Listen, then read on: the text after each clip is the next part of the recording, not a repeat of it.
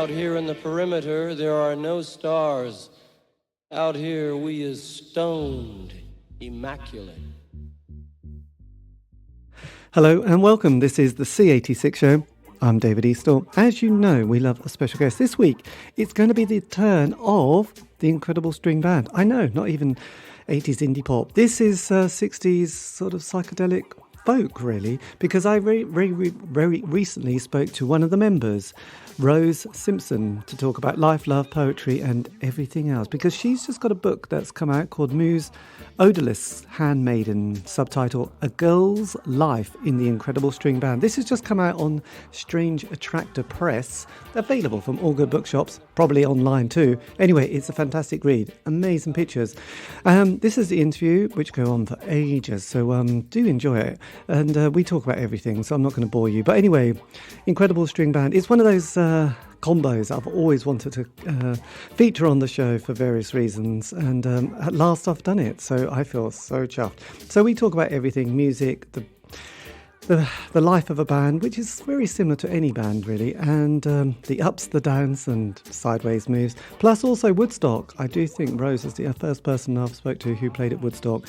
I might be wrong. Anyway, Rose, after several minutes of casual conversation about this and that, including David Bowie, obviously, because he mentions the Incredible String Band in one of his top albums of all time, we got down to the reason of why the book and now. Anyway, Rose, it's over to you. And anyway, enjoy.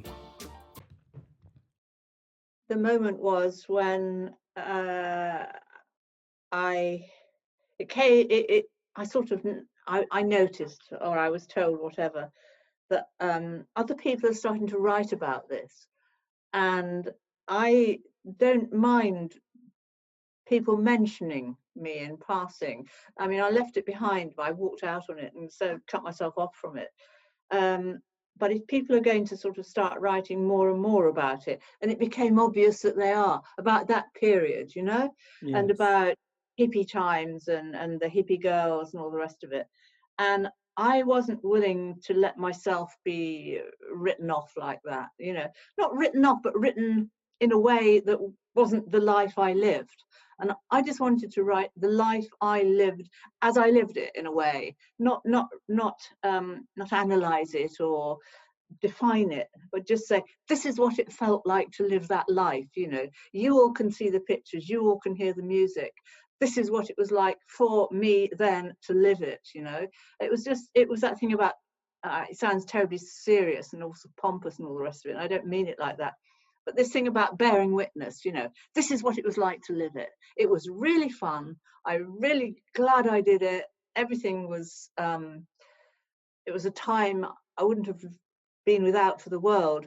But it is not like the pictures, you know, it is not like the photographs. The photographs are one aspect of it. There's a whole other sort of stuff that goes on, some of it good, some of it bad. But yeah, it's to do with the fact that, you know, at my age, you are coming towards the end of a life. And in a sense, you're pulling a life together.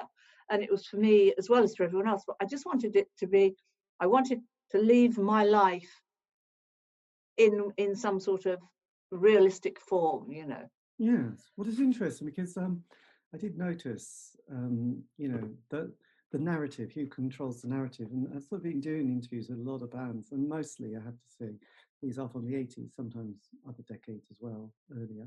And it's interesting that some people feel that they want to have their voice, not just as a way of, you know, scoring points, or they kind of hear one person telling the story and everyone go, oh, that's marvelous, and that's how it was, and someone's going, actually that was slightly different for me over here, that wasn't quite how I remember it. And it's not about saying you were wrong, it's more about like, well, this is kind of my emotional, you know, experience, and these are some of the other things that possibly that person didn't mention for various reasons. Sometimes you know, they forgot it, or they thought, oh, actually that's something that I'm just going to pass. Well, they didn't know.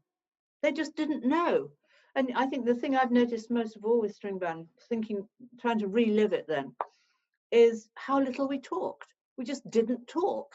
And so how would anyone know? Because we never met in the morning or so, on the next day or the weekend and said, oh, and I did this and I did that and I did the other. And yes, this was really interesting. We just didn't do that. We just met. And it was this idea of trying to live in the moment, And so this is what's important, not what I did yesterday or who I spoke to last night or whatever. It's now, and we really, in lots of ways, did actually succeed quite well in doing that. But it did mean that no one knew what was going on half the time. Yes, well, I think that's the story of most bands. Everyone I speak to often realise that, yes, issues to do with, a lot to do with kind of ownership of music, really, and management dynamics, and who sort of gets credited for certain songs and who doesn't get credited, and their contribution to stuff, which is always...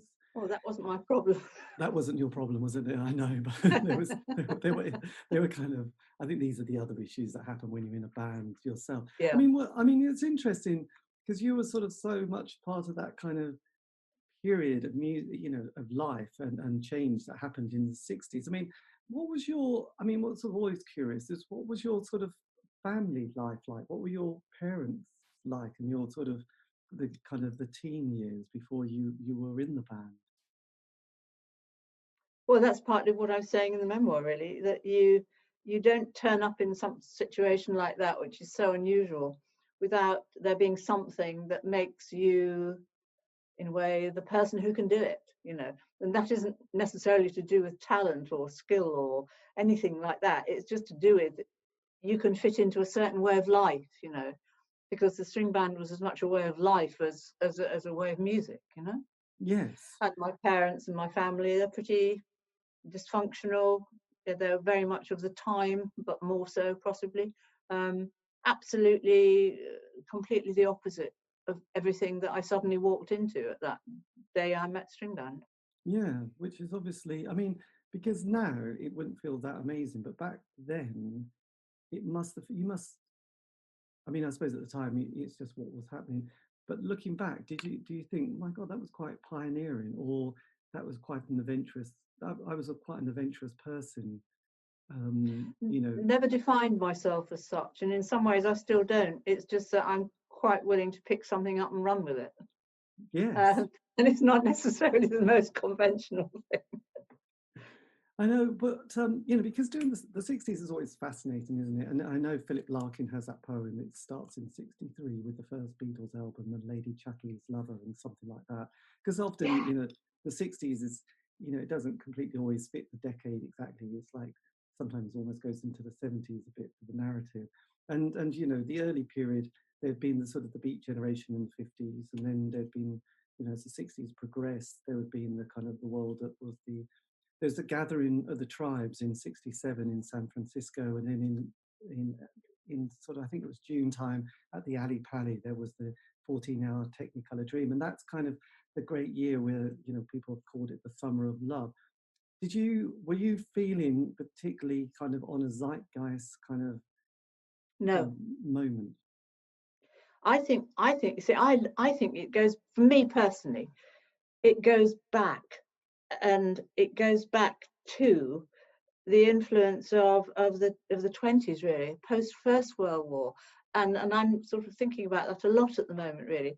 That, to me, you think about it, the teachers that taught me in school were from that post First World War generation. It's almost like the wars have defined the way they looked on the world, So all the things they were rejecting after the First World War, violence, what they call in Germany the reform movement, back to nature, nudity, vegetarian, all that stuff, circle dancing, all that stuff was around in the 20s. And I think people I met who were slightly older than my parents, but who were that post First World War generation, were bringing those ideals before me through literature, through art, through all sorts of things.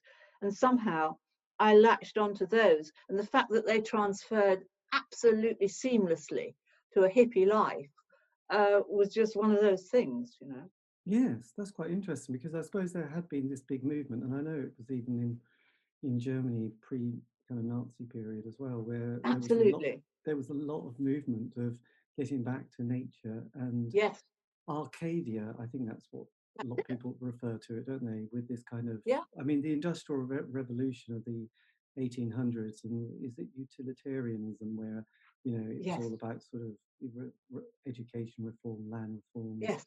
you know, a kind of a heavy-handed sort of state, and religious kind of, I don't know, thump across the cheek if you sort of were Yeah. to step out of line. I suppose that was kind of quite a strong ethos. So the First World War must have reset a lot of those kind of values and wanting to get back to sort of simpler times. And it's interesting, the world, the folk kind of traditions, isn't it? Because it's Well, something think that, of that folk tradition and Cecil Sharp.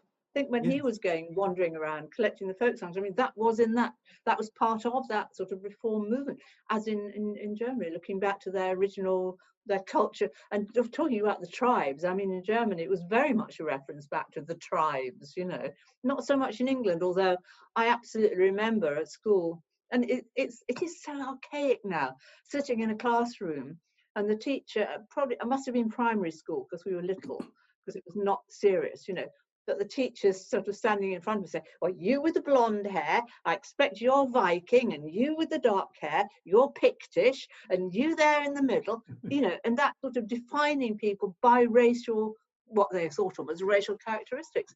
And that's from that period, you know. yes, absolutely. And all that anti-Semitism was rife in Yorkshire. I mean, absolutely. Yeah, I always say if Hitler had come along in Yorkshire, you know, they'd all have been there waving the banners. You know? That sounds terrible now, but it's true. I do tend to believe it. Perhaps you shouldn't. Perhaps you shouldn't. Perhaps you shouldn't publicise that. But I still feel it quite strongly. You know, Yes, that there was that feeling of I don't know, rejecting that stuff had been that we were being hard done by, and that it was someone else's fault, you know, and that things should be better. And you know, anybody, well, I think it's sort of true now somehow, you know, charismatic leaders are a very dangerous thing when people feel unhappy, like at yes. the end of But the it's pandemic, interesting you you know. mentioned it's This is interesting your you big mentioned chance. it's interesting you mentioned Cecil Sharp. God, try and say that quickly. And the folk tradition, because a lot of those, because we have this idea of the folk tradition, don't we, and the way it's been brought, and the sort of then the village green, and, you know, cricket, Yes, or, you know, families galloping around and everyone being lovely. yes, But it's a kind of an image that's been very manipulated, hasn't it, by yes, politicians now. And it yes, was probably an image that never actually existed in reality, with like all these kind of everyone in the community getting on, going to lovely dances. You know, you had yeah. the blacksmith, you had the local That's it. publican. Yeah, But isn't that what we wanted in the 60s? You know, I was taught, but yeah, that was a myth, though, wasn't it? It never wasn't actually. it? That's why it's dangerous, because you know, myths are so manipulable. You know, you can tell people anything if you dress it up in a myth, you know, and it becomes very appealing, and they don't look behind the story. They follow it, and they run. I say run with it, you know. I mean, we were taught maypole dancing. I remember I loved it. I really loved it, doing all the interweaving the ribbons, you know. And I think it's, say, from that Cecil Sharp time Yes. forward. Well, And you get we that just picked, well, you get that with Kayleys, and you get that with the Playford Ball, where these kind of rather lovely dancers and this beautiful music kind of flow together, and there's a lot of interaction. So there's that sense of community and people sort of all being part of the collective, isn't it? yes, Whereas, and it feels very wholesome, it feels very healthy, and, you know, absolutely everyone's it does. laughing. But again, it's, Absolutely. you know, it's kind of interesting that, you know, decades later, you know, you had John Major talking about sort of cricket games and, you know, warm Yeah. beer on the grass, and then you Yeah. get this kind of Yes. this kind of idea of us kind of waving lots of flags around to make it feel even Yeah. more exciting. So it kind of, so the folk tradition is quite interesting, because on one level it's probably radical, but then it's been, I think, slightly used by members of the right and far right to sort of Of course, it talk links about straight the, into nationalism. I mean, yes, it is the straightforward link to that nationalism, isn't it? And you know, of course, our folk songs are better than your folk songs, and you know, but also that sort of recognition of other tribes, you know, and tribalism is also a kind of dangerous thing, you know. Yes, it's not. It's never good actually when you start to fear No, strangers. But then, I no. mean, no, I know that's always quite a shocking sort of thing. So that I mean, the '60s has this kind of easy narrative for the sort of at an O level standard, say, you know, '67 everything's good, '68 it all starts going slightly bad, and then you get Charles Manson, Altamont, and it's all Sure. over, isn't it? And then the death of Mm. Jimi Hendrix, Jim Morrison, and Janis Joplin. So that's the sort of that's the O level version of the '60s tied up in Yeah. 5 seconds, isn't it?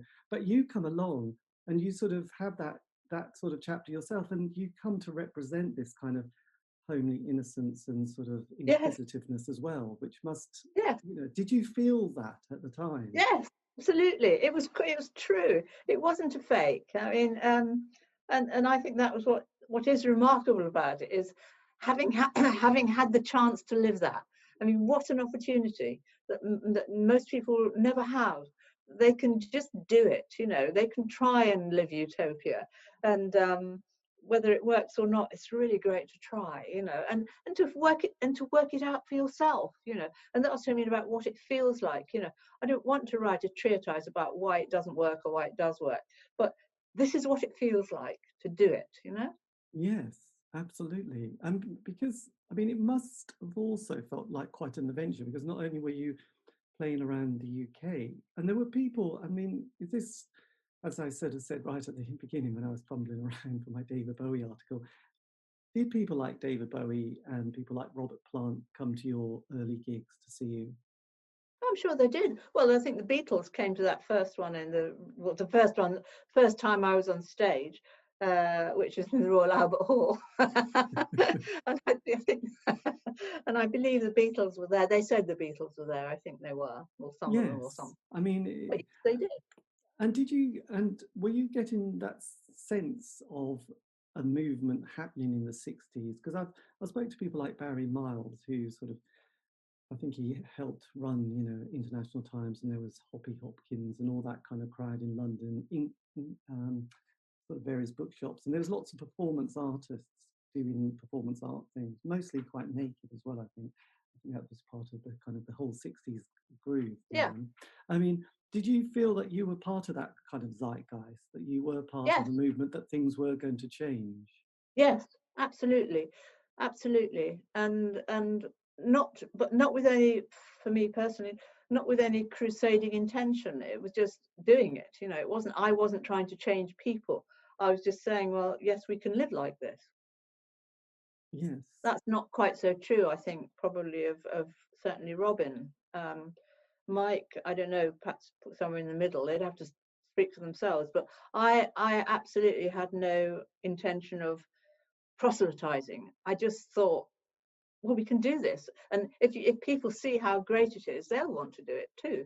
Yes, well, I mean, communities had only just, as in that form, had only just really started in the '60s, hadn't they? You know, with people thinking that shared, you know, living in shared spaces, being able to share, you know, resources were all going to be a very good idea. Because I think it was in probably the '70s when everyone bought the John Seymour book on self-sufficiency, and which you know, which always had that great diagram of several pages, like if you had half an acre, 1 acre, or 5 acres, you could do all these kind of things, and diagrams of how to slaughter pigs and make bricks, which I always thought was That's very right. ambitious. I'm never sure if anyone Mm. ever did any of those things, Oh, but definitely they did. I know people. Absolutely, I do know people you? that did that. I Yeah, just I've thought, got chickens on the back lawn at the moment.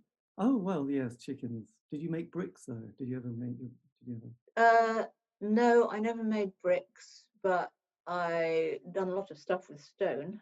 Oh, good. That's very nice. And an Oh, orchard. I'm very hands-on.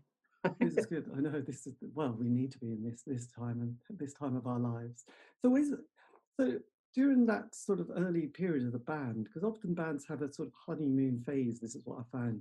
I find that sort of most bands have a 5-year narrative, and this is a lot to do with the sort of bands I've spoke to in the sort of '80s, where they get together, they'd have 12 months, everything was going really well. And then they get a single, and John Peel would play it, which was great. And then a John Peel session, and the first album. Things by then are just really exciting, and a bit more touring, which is fantastically fun. You know, even getting to bed at 4 a.m. and unloading your van is exciting. Oh, But yeah. then it's the second and third albums that often start to finish people off.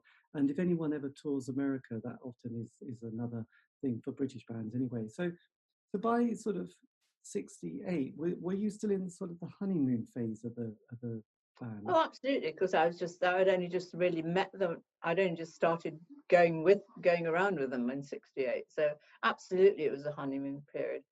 And I think a lot of the sort of not honeymoon is just sheer exhaustion. You know, you just get very, very tired. And because you're young and because it's also exciting, you know, it's all you're running on adrenaline. But at some point, I think this wears you out and you look for something different, you know. Yes. And it was quite interesting because you did, because I remember a few years ago there was an exhibition at the V&A called So You Want a Revolution, and I did, actually that was where I'd met Barry and also Joe Boyd as well, who appears a Yeah. lot in the book, because he obviously produces your first kind of album, and he did Pink Yeah. Floyd and then Nick Drake as well. And he was the one who said after that experience at the Ali Pali, when he sort of walked out in the morning to the sunrise, he thought, gosh, we've won, you know, this is Yeah, it. definitely.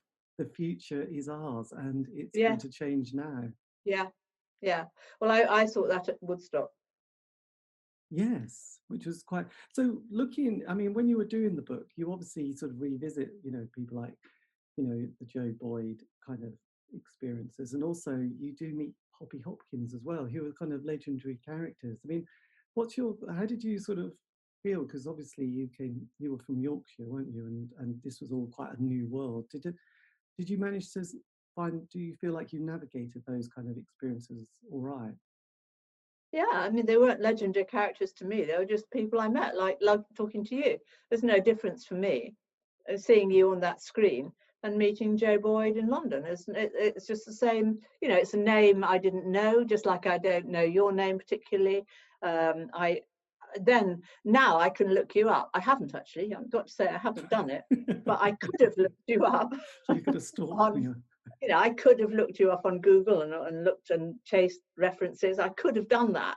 But in those days, I couldn't have done that. And so this chap sitting in the corner there with an American accent was just another person. Well, why would it concern me? You know, it was only insofar as it impacted on my life that day or that night or tomorrow or whatever that they made any difference to me. And that's, I mean, I wasn't in that world. That's the thing about coming from outside, coming from something entirely different, and not having any ambitions or inclinations, just absolutely falling into something. It's like, you know, like dropping off a planet, you know.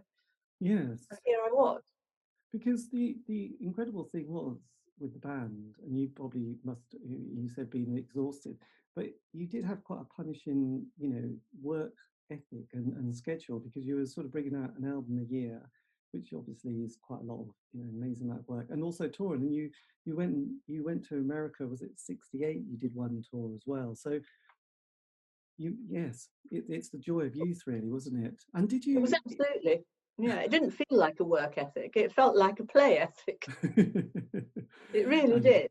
it's, I mean, with your, you know, because we mentioned that the Thousand Spirits, or the layer of the onion, was that one of the highlights of the band for you? The highlight, I think now it's a highlight of the band for me, listening to it. I think Hangman's Beautiful Daughter, I suppose, was my experienced highlight, and that's the one I knew. I was around when it was happening and all that stuff. But definitely those early LPs were what I liked and still do like about the string band. Is 5,000 Spirits and Hangman, really. Yeah. And I mean, obviously, because I know that, I think it was last year, somebody had spent about 10 years not re-recording, but sort of cleaning up the sound of the Woodstock kind of soundtrack. I mean, so with the Woodstock gig, which was quite an extraordinary experience, I suppose at the time there'd been Altamont, hadn't there? I think in '67. Altamont was after Woodstock, Oh wasn't no, it? not Altamont. I mean Monterey. My God, that was such a Monterey, bad. yeah. Monterey had happened. I Yeah, think that was the Summer of Love as well, wasn't it? Yeah, yeah, Altamont was when you didn't want to go to no, that party, did you really? yeah.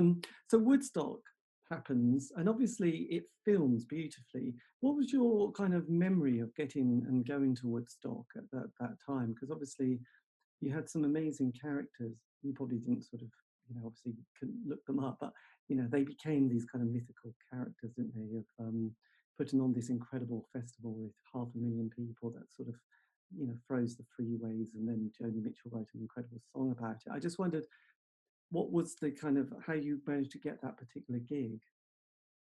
Well, I have no idea how we got it. I'm sure Joe sorted it out, or Anthea, but we never. It was not any special gig. It was just another gig, and on a list of gigs, and we never thought any more of it than any other one. It was just that's tomorrow's date, and that's a name on a list, and that's how it was. It was only as we set off starting to drive to it that we realized this was a bit of a nuisance and rather inconvenient, and here we were stuck in a traffic jam. But it didn't mean that we thought this was an amazing gig to play, or just meant that we were a bit cross, really, because it was all a bit difficult. And we had a gig to play the next night. It was not this was Friday night, we were Saturday night, we were somewhere else. Yes, absolutely. That must have been quite the experience. I mean, by then, because this was getting towards that point of the sort of, I suppose, that chapter, was the dynamic of the band still sort of quite harmonious? In a sort of way, yes, it was. And that's what surprised me about it, looking back, and I can't quite get it. That's where memory fails in some ways, because I keep being surprised at the moments of harmony. I'm not surprised by the moments when we were all cross with each other or hurt or whatever. I'm not surprised by the bad bits. What I am surprised by is these constant reminders of, well, I saw you at so-and-so, and oh, it was so lovely, and you all were so in love with each other, and it was so wonderful, and you were so happy. And then they show me a photograph, or they say something. And yes, I absolutely was. And I think that's what it was like. It was just uneven. It's not like this time. Yeah, you're right about the outlines of the phases that a band goes through. That I'm sure that was a good summary of it. But nevertheless, within those outlines, in the honeymoon period, there's still some bad days. And in the bad period, there's still some fantastic days.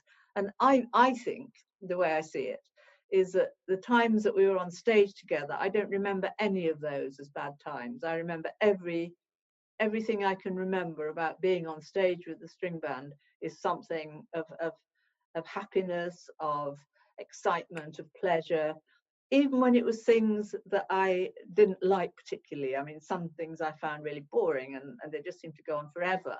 But even that was kind of nice, just sitting there with them, Yes, absolutely. And one thing about the book, which is particularly evident, which, I mean, I think it's beautifully written, even though I've only just got a copy, but the photography in it is stunning, because often with these books, and people have kind of been writing them, they haven't managed to get very good sort of, like no one took very good pictures, or they were sort of, I don't know, just grainy little colour pictures that someone took with a cheap camera. But these are absolutely beautiful photographs. And again, everyone looks so young, innocent, beautiful, and smiley, don't they? And either near transit vans, in countryside community places, or stone circles, or just kind of, I don't know. You could almost be in a Gucci fashion shoot, couldn't you? Really, let's face it.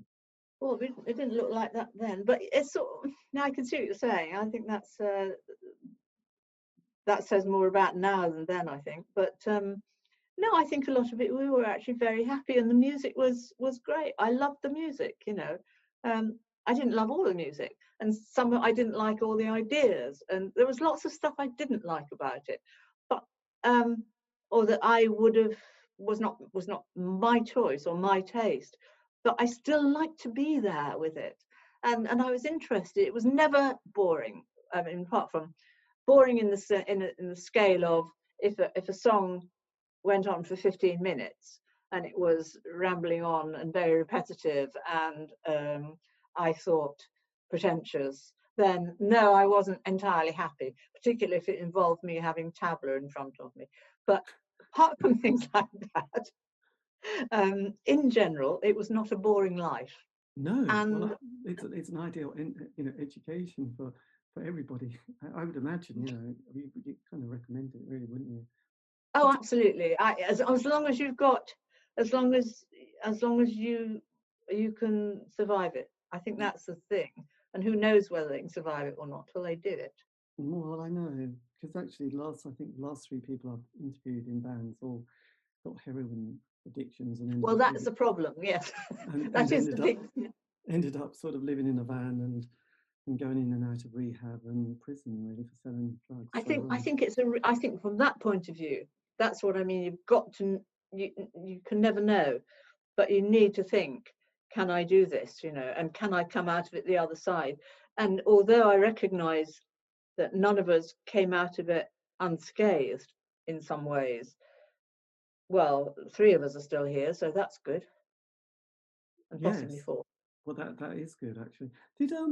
Because obviously, I mean, you do pack an awful lot in, and sort of reading the book, like I said, most bands, that narrative I gave you is quite good, and you can flesh it out a bit. But Yeah, you managed to sort of get Scientology in there as well, I know. which I think fill your boots. I mean, you're rocking on this one, aren't you? I mean, because most people do a bit of Buddhism, they sort of flirt with that one. Oh, we did all that as well. Okay.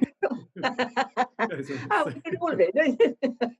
I mean, In for a penny, in for a listen to, pound, isn't it, really? But listen to the lyrics. They're all in there. but Scientology at that stage, I mean, God, I was only 4 at the time. But I mean, had it become quite? I had no idea about Scientology, apart from my friend's sister became quite involved in it in the 70s and disappeared, and they never saw her again. But No, that's another story. But I think yeah, it's probably not another story. I think it's probably not that unusual a story. yeah, I know. They really don't know where she's gone. No. But she did work her way up, actually. Yeah, I have a friend who worked her way up, and she's dead. And she was just the most lovely, lovely, lovely person. Yeah. And Mm-hmm. and she, it wasn't Scientology's. Well, who knows? Who can we say why someone dies and someone stays alive? But Yeah. it was a huge loss. Yeah, it's a shame. So I mean, did your parents ever sort of fear for you during some of these kind I'm of sure they did, but I never spoke to them either, so it wasn't really. They couldn't find you on social media, which is quite good at that time. No, that's right. No, I think it was yeah, it was hard. I mean, it was hard for them in some ways, I suppose. But then, teenagers have got to leave home, and I was not that close to home anyway. So as far as in my mind, I'd left home a long time before that. So yeah, because I know during the sort of mid-70s, there was kind of a lot of people like Woody Woodmansey and Mike Garson, who were both with David Bowie. They sort of hit the Scientology world quite hard, and there must be hundreds of others. But what was your kind of experience? Did it kind of resonate with you, or kind of give no, you?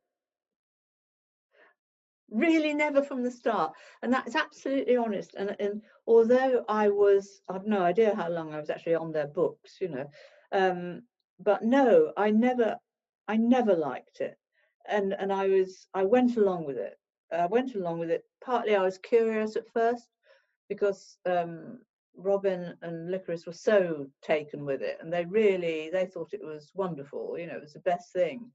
And trouble is that people around us seemed to think it was a good thing too.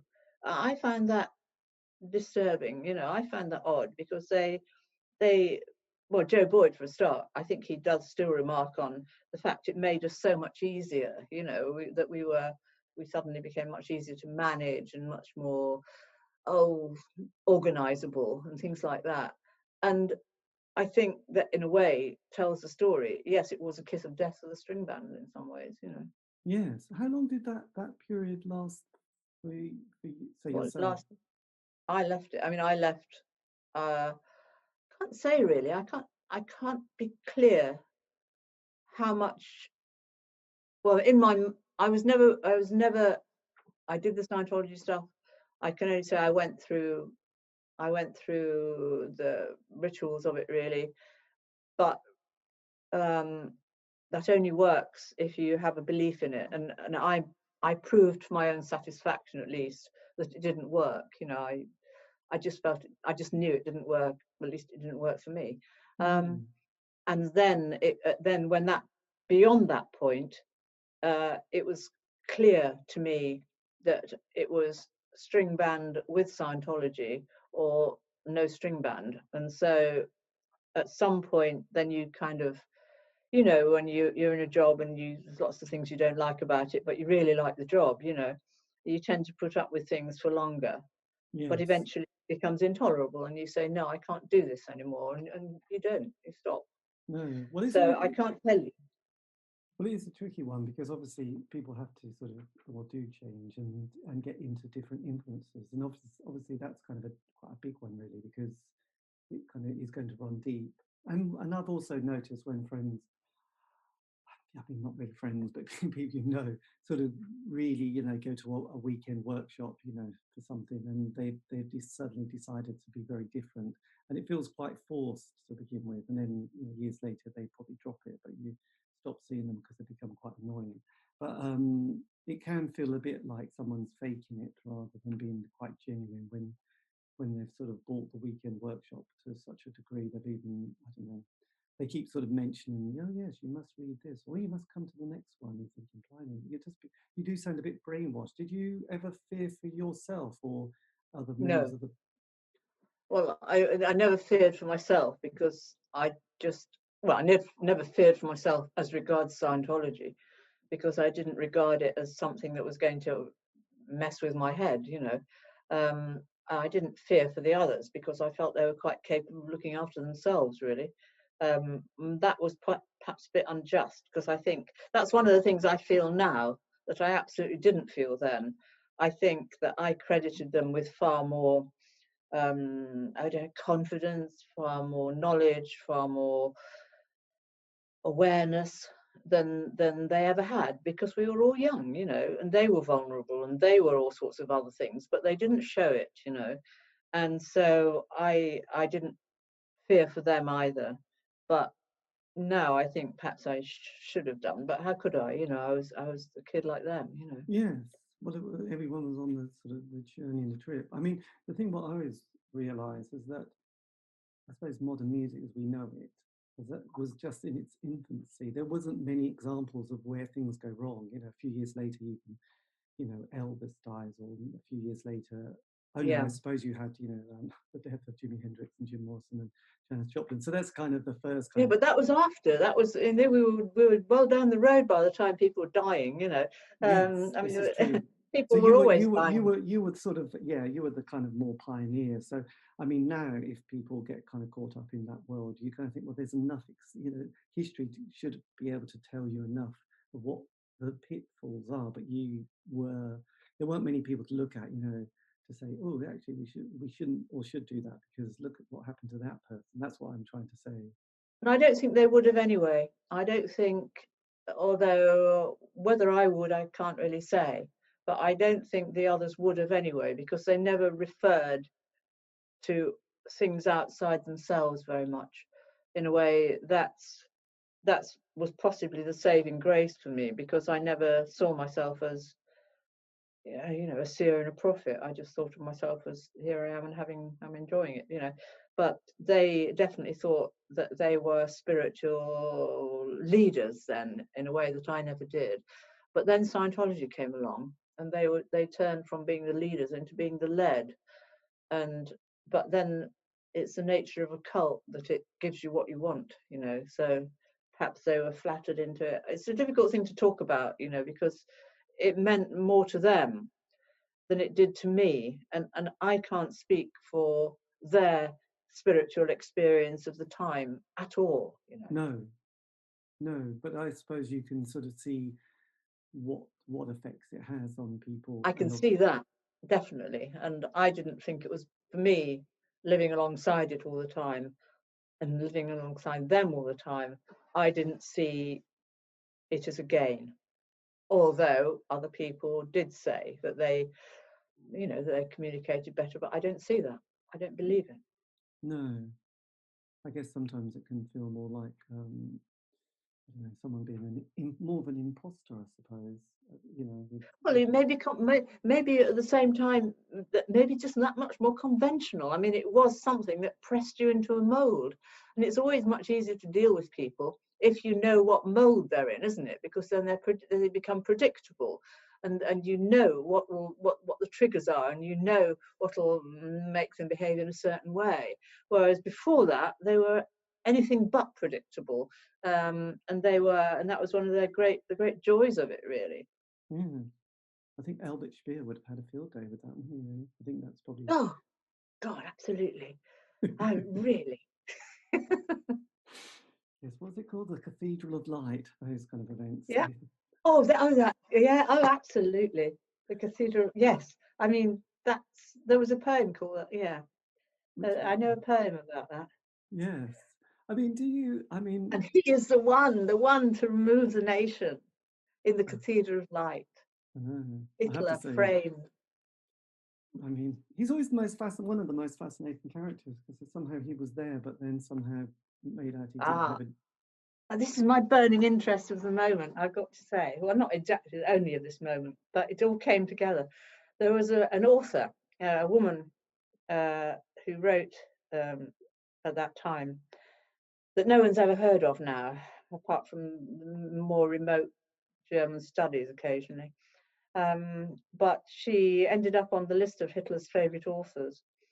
And she did write this poem called Cathedral of Light, and which she published in 1939. Yeah. And yet she started off, the reason I've read lots of stuff, but the reason I found her curious in the very first place was that she was one of these sort of by inclination, not by practice, yes. A sort of circle dancing hippie freak, she was actually a clergyman's wife, but apart from that, and with the most eccentric family and the most outlandish beliefs, and how that movement from how do you move from there to being pinned into this. She was never a Nazi, she never was, and she never joined the party or did anything, but nevertheless she's identified as a voice of the time, a voice of that Nazi time, and yet where she started off was where we were, and I find that quite frightening. I genuinely find that alarming, and that's why I want to know about it, because I need to know for me, not that because I don't want my mind to go down those paths. I want to keep free of that dreadful progress from circle dancing on the mountainside to waving a brown flag behind a flaming torch. Yes, I know it it's really important. It's probably only 2 steps away, isn't it? Because there was that family. I think it is. Because there was the family, isn't there? The sisters who all sort of went and had tea with Hitler, and I can't remember what their surnames were, but they're quite the Mitford sisters. The Mitfords, yeah, the Mitfords, yeah. That was one. Yeah, exactly. I mean, those eccentric lives got so easily melded into that repressive, dreadful society, and somehow, but were not necessarily persuaded, but terrified or persuaded into going along with all the horrors of it, Well, that's right. I mean, it wasn't that long before the rise of Nazi Germany that, because we were sort of pretty big in colonialism, wasn't it? And I think Britain. Yes. Did we have the first concentration camp? Yes, we did in South Africa. That's right. We can claim that as a first. Yeah, we were absolutely, but we weren't quite so good at it, No, we don't want to talk about that, do we? No, it's not. No, we don't. But it's a bit embarrassing. Yeah, but we need to. We don't need to, but we do. No, we do. Yeah, it's good to. We sort of do need to know. We do need to look at it when we get carried away on maypole dancing. Yes, I know. 1 minute maypole dancing, next minute it's flaming crosses on the mountain. It's just that's right. But a flaming cross on the mountain is a really exciting thing, isn't it? It is, but it kind of would scare me if I saw one. But it's the but, isn't it? It is the but. It's the but when someone starts, singing Jerusalem next Yeah. to you. That's the thing. And did you? Oh, I mean, well, yeah. just going from Jerusalem to the Woodstock. I mean, there's an amazing photograph in your book of you, with the incredible string band live at Woodstock. I mean, you do epitomise the absolutely archetypal hippie, don't you, on that Yeah, photograph? absolutely, definitely. And it's true. We lived it. That's how that was the life, Yes, and that takes us kind of into the 70s. I mean, when did you sort of feel that the to quote Jim Morrison, the end was kind of getting quite close for the band? I think in that it was the tour we did of that thing called You, that show we did at the Roundhouse called You, which was effectively a Scientology show, although it didn't show that wasn't very obvious, but it was. And I really, really disliked that. I even disliked really. I can't say I disliked being on the stage with it, because I didn't, because some of the songs were great and all the rest of it. But it wasn't an experience I enjoyed. And then we did the record of it in sort of under huge pressure, and it was all very hard work, not fun anymore. And it was the whole spirit, the whole thing that I'd liked about string bands seemed to have gone at that point. And it just started to feel kind of all like a lie, and not me, and that wasn't how I wanted to live. Yeah, I mean, because one character from this is Licorice. That's Yeah. I mean, does that feel quite difficult, sort of thinking about what happened to Yeah. her? Yeah, it feels really, and it's changed, and that it continues to change in some ways, because I thought I'd fixed my ideas of the time, but no, I find that they still change a bit, like I feel more sorry for Mike and Robin in a way. I never felt sorry for them, but now I do feel a bit sorry for them. I'm sad about the way that those people that when I knew them were so wonderful. I'm sad about the way lives, I don't know, change into something that is less glamorous for sure, but probably less, I find less appealing, And Licorice, I didn't, we were so separate, we were so distant from each other at the time. And I felt kind of quite neutral about the fact that she had kind of disappeared, but now I feel, now I sort of miss, now I would like her to be somewhere. I would like to know whether, even if I never saw her again, I'd like to know that I could. And it's just like, I know that I could see Michael Robin. I won't, I'm sure, but I know that I can. Yes. I could, that they'll turn up somewhere doing a gig, and I could go and sit in the audience, and I could look at them and think, oh, so that's who he is. Yeah, I remember that tone of voice. I remember that movement. I remember that. Yeah. And then with Licorice, no, I can't do that, because even if she was still alive, and we don't know really, some people say she definitely is, and absolutely sure, and they know. She's certainly not the Licorice I knew. Even if she's still alive, she's dead to that Licorice that I knew. And so I couldn't see her anymore, and I kind of miss that. I feel I've almost made a hole in my life, that wasn't there before, Yeah. Did that happen before writing the book or during writing the book? It happened during. Well, it happened after, really. It happened after, I've got to say, because when I was writing it, she lived in my head so much, and she was very real to me all that time. And it was only when it was kind of all finished, and suddenly it's like closing, like the curtain came down again. The curtain came down on a period of life, Yes. But I know that that I could see the others, but I can't see her. No. And that so it makes a bit of a little hole in my life. Did you, with your relationship, say with her, did it change quite a bit in that time span of being in the band? Not much, no. That was always It really didn't, funnily enough. No, it was, she was always remote for me.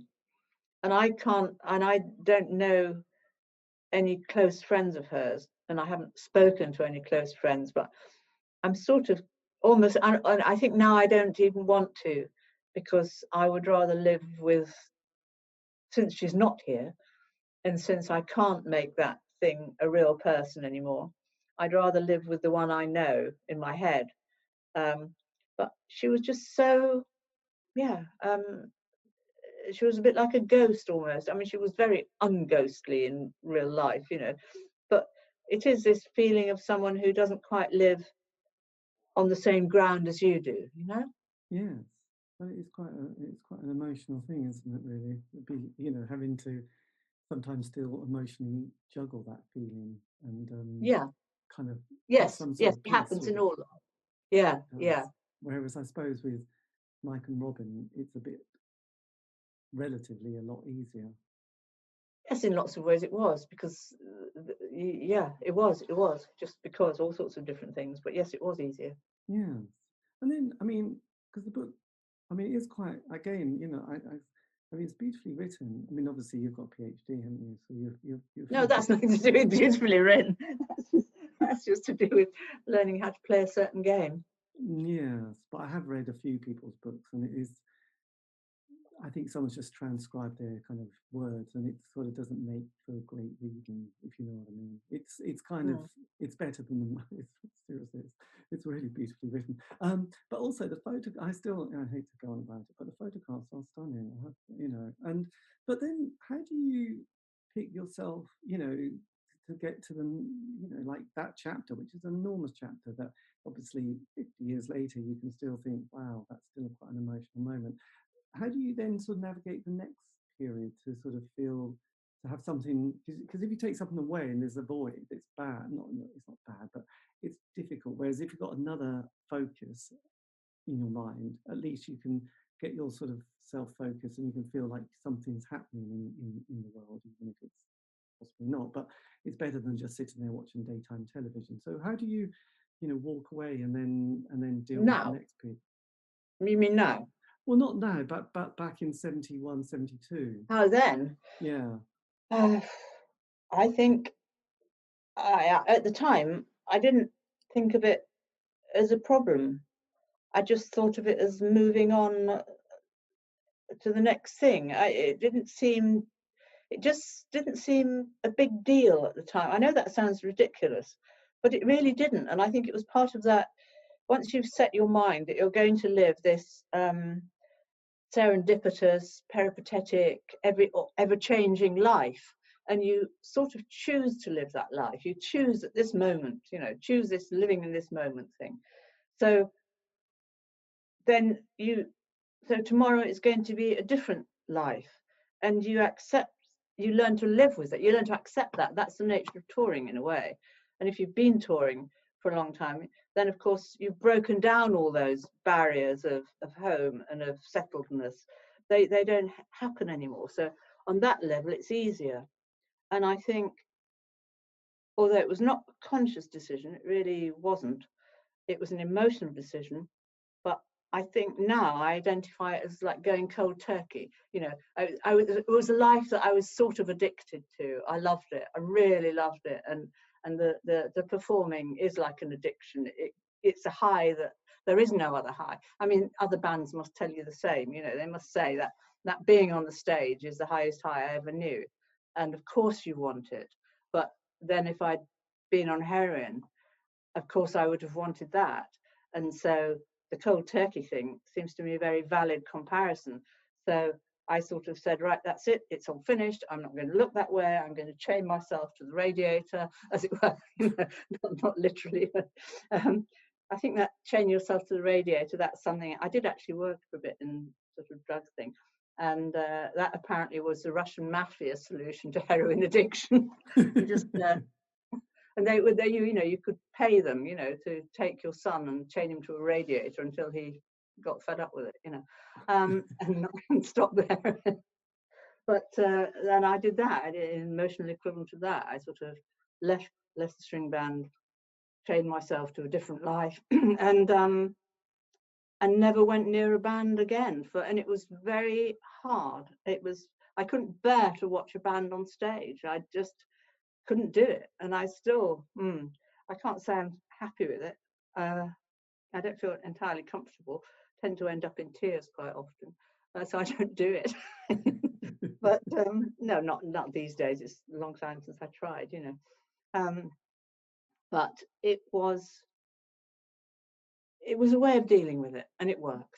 Yeah, well, it's interesting because there is there is a moment. Often you don't realise there is a moment where it's over, and and often say to musicians and bands, did you know, well, how did it happen? Did you meet in a pub? Did you go and sit down together, or did you just not turn up? And it was a bit like, well, no one really sort of made the phone call to make any more decisions, and we'd all been fed up. So it didn't, on one level, it wasn't like this big, right, we're going to sit down and it's going to be, we're going to announce it, and it's going to be a really big moment that you'll remember. It's more like, well, it just slightly drifted a bit, and then we stopped, phoning each other. Well, for me, it was that I just didn't turn up. The next tour starts, and oh dear, I'm not there.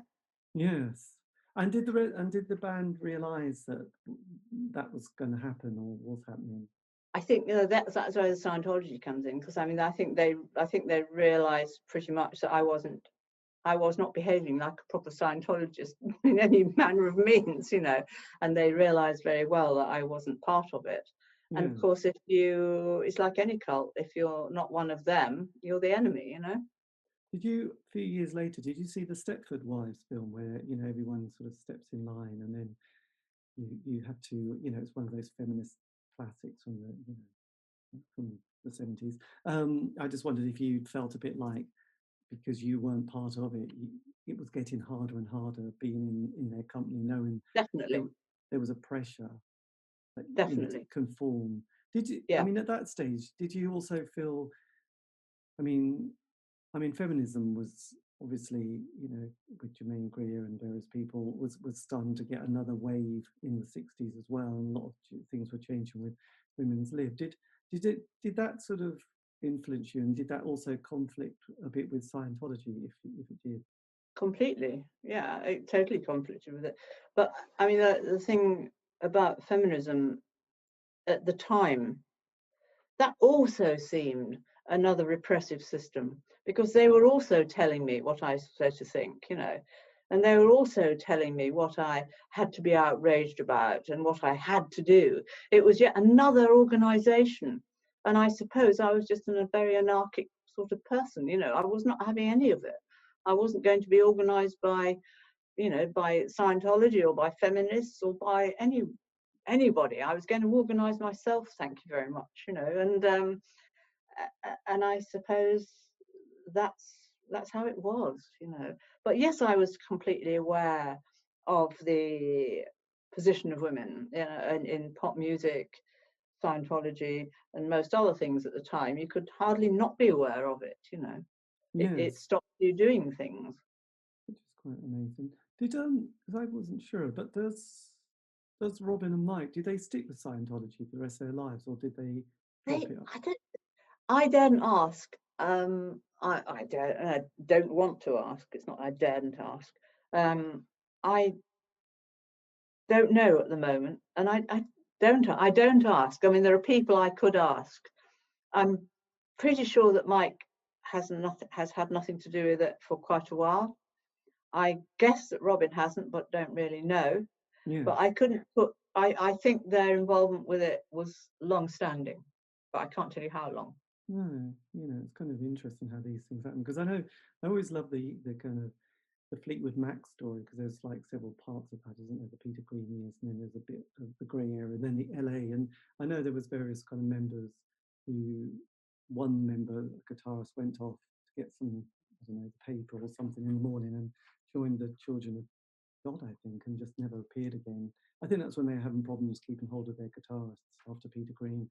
And it does sound at the time quite scary. We with distance, you can sort of feel a little bit more kind of, I don't know, more cynical about things. Whereas actually back then, I could imagine, especially with the use of sometimes LSD and sort of everyone having these kind of altered states and altered ideas of consciousness, then thrown in Scientology or any form of cult, and there were quite a lot kind of springing up in the 60s and 70s.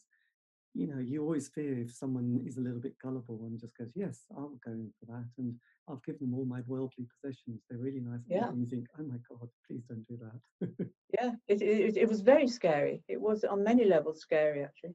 Yes, I could imagine. So that, yes. So just brief, going back to your book, I mean, which again is a brilliant page turner because it's such a great narrative.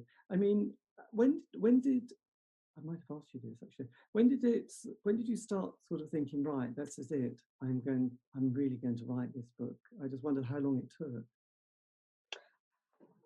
Well, because I'd never written anything of that nature, because I'd never been a writer, or even tried to write anything, or even ever wanted to write anything. It took quite a lot of rewriting and rewriting, because obviously you can't write it like you write an academic paper. I could write an academic paper quite easily, but I had to find a whole new vocabulary almost, and a whole new way of writing. So there was an awful lot of writing and rewriting, and writing went on,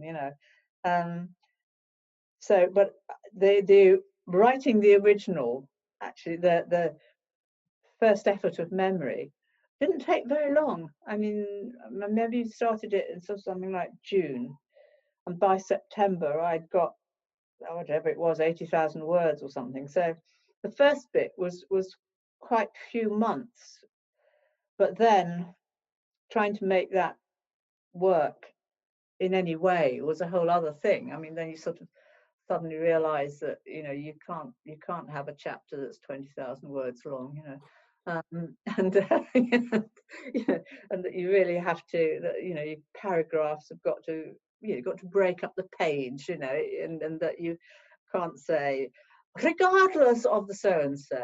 I've got this terrible thing of starting sentences with a clause that this doesn't go, Yes. So all that took ages and ages and ages, and then there was a sort of a whole hassle of trying to work out how it became a book then, Yeah, because I suppose it's got some interesting process, and I was wondering if, because you had it in that time frame, so you could feel like, okay, I can just kind of focus in this period, which might just make it slightly easier than trying to tell the whole, life story from the beginning to almost now. So I just wondered if that had helped, keeping you. Yeah, it was very easy from that point of view, because you have a start date and an end date, and so you have a start date, which is whatever it was, late 67 or something, and then you have an end date, which was January 71, and you've got to get 80,000 words or 100,000 words in the middle, so it's quite easy, really. Yes, this is true. And looking back, maybe that's what I should have done. Maybe I should have said, right, so I've got 36 months, so that will be so many 100 words per month. No, I didn't do that. No. Did you? I couldn't have done that. I know Dana Gillespie brought her book out earlier this year, and various other people have also been bringing books. Did you have to get any kind of fact checking, getting the facts all checked, or having to sort of ask many people to just kind of go over something just in case you couldn't quite remember parts of the story? I asked one person. It was very easy for me, because there was one person, and that's Adrian Whittaker, that wrote I'm not sure, it's called Big Loud, The Incredible String Band Compendium, back a long time ago. And it was also Adrian, in a way, that he put on, and it must have been 2 or 3 years ago, I suppose. It was a long story. It's a great story, really. He's a big sort of fan, and he knows everything about string band for years and years and years.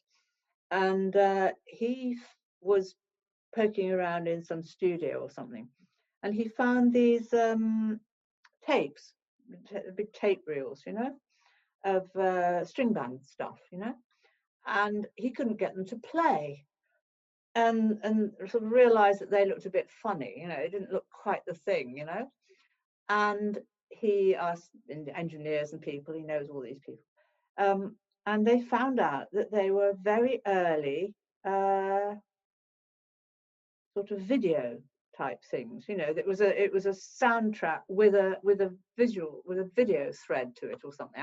I can't tell you the technicalities. Yeah. But basically, he didn't have the machine, and it was, as far as I've heard, that there were two machines in the British Isles, that would play these things. One of which was in a museum. So I don't know what arrangements he made there, but he got this film thing running, and what it was, I think it was actually Hoppy Hopkins. I don't know if he'd done it or whether I know he did do it, but he videoed and recorded the performance of this thing called You at the Roundhouse, you see, and Hoppy Hopkins did that. And whether these were his original tapes or not, I can't tell you. Adrian would tell you for sure. But this was what these reels of tape were. And he managed to raise some money from somewhere, and he got them all sort of cleaned up and transposed to DVD. And he put on a film show in Dalston at the cinema, the Rio in Dalston. And he had my email address for years. I mean, my home address and all that stuff for a long time, you know. And he sent me an invitation. Would you like to come? I'm going to show this film, you know, of you, and you might like to see it. You know, would you be willing to come along? And I was very unwilling to go along, but I felt I owed him, because he'd been nice to me in the past. He'd done little things like he'd sort of phoned me or something and said, "Oh, I've got this journalist bending my ear. If you want to talk to them, that's fine. If you don't, then I won't mention where you are." You know, he'd been helpful to me. And I thought, oh, it's the least I can do really is go down and watch this film, you know. And so I did, and I was the only one who did, you know, needless to say. But oh no, because Malcolm Lemestre, who joined String Band, he was there. And we had a chat, and Adrian showed this film. And it was really exciting. It was really great to see it on a big screen, and it was fun to. I know it was mildly embarrassing, you know, but it wasn't so embarrassing. I mean, it was just fun to see it all over again. And to meet Malcolm and to see other people who'd been around at the time who were, you know, had been fans, I suppose. But now, of course, we were all grown up, you know, and they were really nice people. I met so many people. It was such fun chatting to people and all the rest of it. And someone said, "Oh, you know, you really should write a memoir." Because I was already in that stage of thinking, well, I don't want my life to be just summed up by other people, you know, and meeting these people who were just, I liked, you know, and got on with, and it was all very present. And I thought, yeah, I'm going to do it. I will do it. I'm going to do it now. And that's why I have this sort of date of June or whenever it was, because it was more or less straight after having seen that film that I got going with it. But because Adrian knows so much about string band, and so there was two reference points actually. He was one, and as I wrote a chapter, I did ask Adrian to read through and tell me if there was any sort of obvious factual errors, and he did pick them up, you know. And I offered it to Joe. I sent it to Joe, but I knew he wouldn't read it. But the point was, he had the chance, you know. Yes. He had the chance, and Adrian actually put the work in and picked up any errors. And then there was another chap in Germany called Wolfgang Rostek, and he also has a really good string band archive. And he was he wasn't helpful with the actual writing, because he can sort of read English, but it's not perfect. But his archive was super helpful in terms of reviews of things, reviews of gigs, and photographs from concerts and all sorts of bits and pieces. So yes, I did run it past a couple of people to check factual stuff.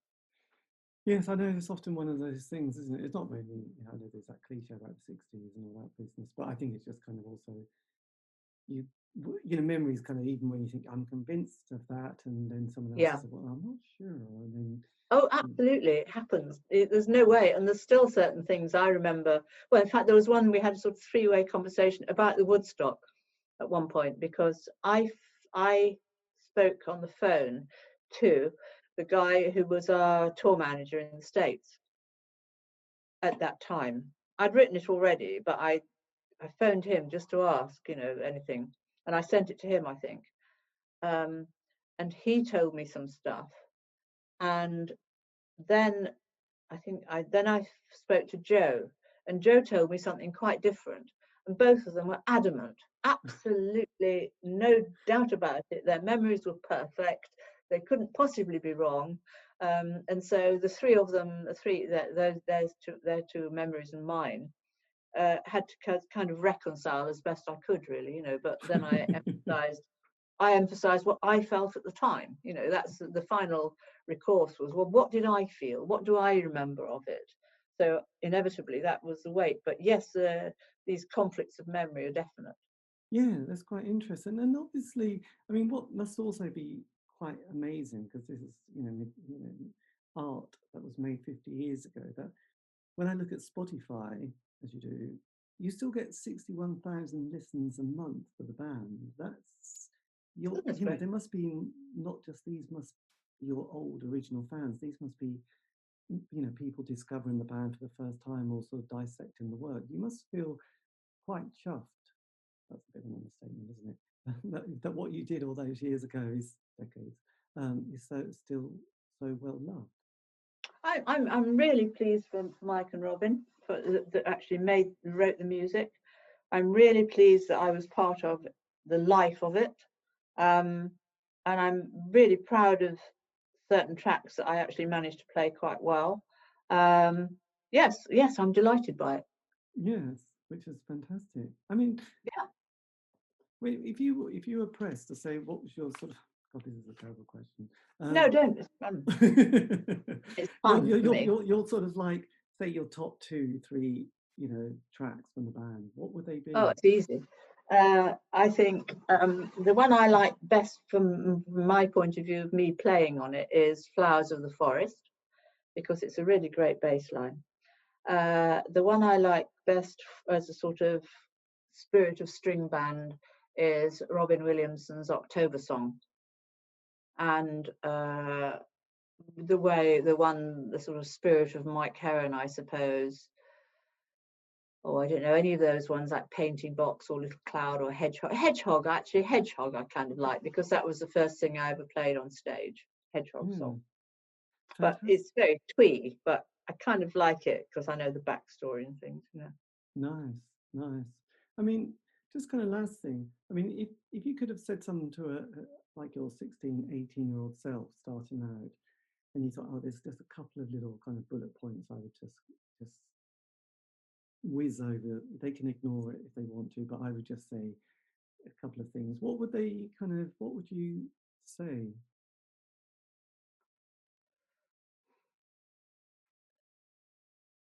Don't know. Try and keep, I suppose, it's what Polonius said really in Hamlet, nothing much changes, to thine own self be true. Keep yourself, try and keep that absolute sense of self, what you are and what you wish to be and the way you see the world, and hang on to it at all costs, and don't let anyone tell you that you're stupid or wrong, or just you hang on to that and refer back to it, and it will change. Allow it to change. There are no fixed decisions here. It's important that it does change. It's important that you're fluid, that you're flexible, that you allow yourself to respond to a changing world, but keep that some sort of a central crystal of self, and keep it a clear crystal. Yes, I think. And would your younger self be amazed at where you are now? Would they be kind of like, wow? Yes, because I never had any vision of where I would be at any time. It was never. I never really made those pictures of what it would be at 74. Yes. You just don't. I know, it's amazing. You went to university, didn't you? Yeah. Did you finish your degree? I